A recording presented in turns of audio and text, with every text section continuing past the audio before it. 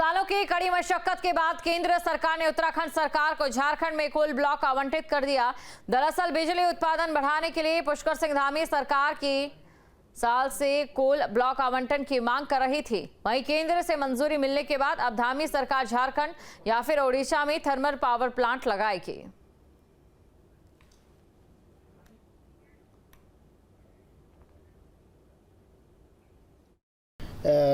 विद्युत विभाग में एक स्पेशली पावर डिस्ट्रीब्यूशन साइड में एक टर्मिनोलॉजी होता है बेस लोड। बेस लोड का मतलब आपको 365 डेज 24/7 पावर अवेलेबिलिटी कौन सी तरीके से मिलेगा। हाइड्रो में प्रॉब्लम क्या है कि लीन सीजन में प्रोडक्शन नीचे चला जाता है।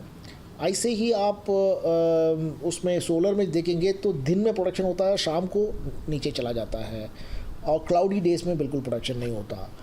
तो इसलिए थर्मल के ऊपर जो डिपेंडेंसी है अभी फ़िलहाल है, पूरी दुनिया में है। थर्मल को हम टोटली एलिमिनेट कर नहीं पाते हैं क्योंकि हमारे जो बेस लोड है उसको फुलफ़िल करने के लिए थर्मल की आवश्यकता है।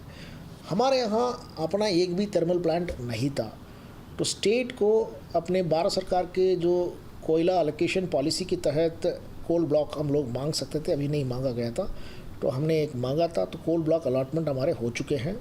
उसके बेसिस पर हम प्राइवेट सेक्टर पावर कंपनीज़ के लिए बिड तैयार करके टेंडर हमने कॉल किया हुआ है, वो प्रक्रिया में है। तो हमें उम्मीद है कि ये अगर हमारा थ्रू हो जाता है तो 1320 मेगावाट के लिए हमने ये टेंडर कॉल किया हुआ है।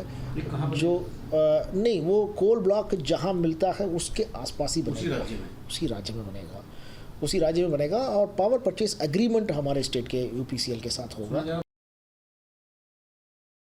सरकार ने उत्तराखंड सरकार को झारखंड में कोल ब्लॉक का आवंटन कर दिया है। पिछले कई सालों से इस बात की कसरत जारी थी, इस बात की एक्सरसाइज हो रही थी। मुख्यमंत्री पुष्कर सिंह धामी पर्सनल तौर पर कई बार पीएम से और केंद्रीय कोयला मंत्री से मिले, ऊर्जा मंत्री से मिले।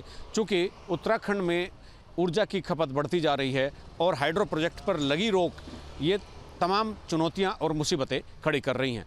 तो मुख्यमंत्री पुष्कर सिंह धामी के व्यक्तिगत प्रयास के बाद केंद्र सरकार ने उत्तराखंड सरकार को एक कोल ब्लॉक का आवंटन कर दिया।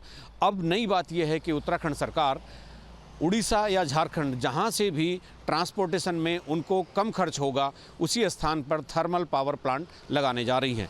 ये एक बड़ी उपलब्धि होगी सरकार की कि उड़ीसा या झारखंड में से किसी एक ऐसे स्थान पर जो उनको आवंटित कोल ब्लॉक के निकट हो, वहाँ पर एक थर्मल पावर प्लांट लगाएगी और ये तकरीबन 2000 मेगावाट का प्लांट होगा। इसके लिए भी टेंडर फ्लोट किए जा रहे हैं।